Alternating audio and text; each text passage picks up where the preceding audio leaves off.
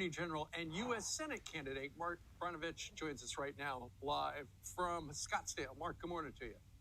Steve, how's it going? Well, okay, we know there's no enforcement at the southern border for the most part, and now they're talking about, you know what, we're going to do this pilot program. You're going to be under house arrest in Houston and in Baltimore. There's not going to be any enforcement of that. Yeah, it's obvious that the Biden administration is systematically trying to not only dismantle ICE, but essentially eliminate our entire southern border. And the taxpayers, hardworking middle-class taxpayers, are going to subsidize this progressive left social experiment.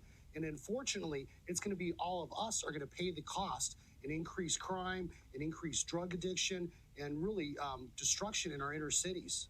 Sure. The proponents of this say if we do it this way, this house arrest thing, it would only cost us $6 to $8 a day versus $142 per migrant when they're in a detention facility. But when you look at the tens of thousands, hundreds of thousands of migrants who have come across, Mark, where's that money coming from?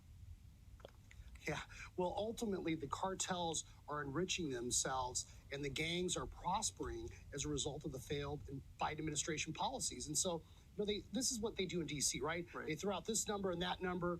And, you know, it's all a bunch of malarkey, as Joe Biden would say, because the reality is, how do you put a price tag on 100,000 Americans dying last year from drug and opioid deaths? How do you put a price tag on the increase in violence? Now people don't feel safe anymore going to the malls or sending their kids to schools. And so it's the job of the federal government, the Biden administration, to secure our border. And if they won't do it, then the states are going to have to do it. Because make no mistake about it, when you have literally millions of people entering the country illegally, that is going to be a huge cost on us. The Biden administration is incentivized and decriminalized people coming across here illegally. So I say, if you want to save money, let's start by enforcing the law. Let's deport the more than 1 million people deportation orders. Let's stop providing welfare and social benefits to people that have entered the country illegally. That's actually the case I'm going to be arguing at the U.S. Supreme Court later this month. So there are things that the government should be doing, they aren't doing. So it's just kind of head scratching to think that they're all coming up with ways to accommodate people that have broken the law. Let's start with enforcing the law, and then we can go from there. And at the core of the law is the U.S. Constitution. And you have read the Constitution, and you have determined, and you're the first person who has done this, you read the Constitution and you realize, wait, what's going on our southern border, all these people from other countries coming in, that's an invasion.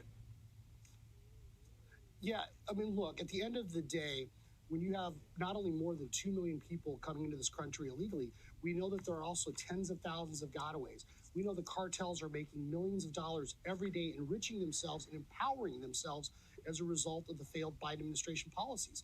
Our communities are more dangerous. We see homicide rates going up, crime rates going up. We see a record amount of fentanyl flooding into this country. The price of methamphetamine is dropping. So Americans are dying. Make no mistake about it. The cartels are at war with us, and they're using chemicals and drugs or precursor chemicals supplied by China. They are at war with us, and the sooner the Biden administration and his enablers in Congress, like Cartel Kelly and Chuck Schumer, realize that, the safer America will be. Well, let's see when that happens. All right, he's running for U.S. Senate down in Arizona. Mark Brnovich, we thank you, sir, for joining us live.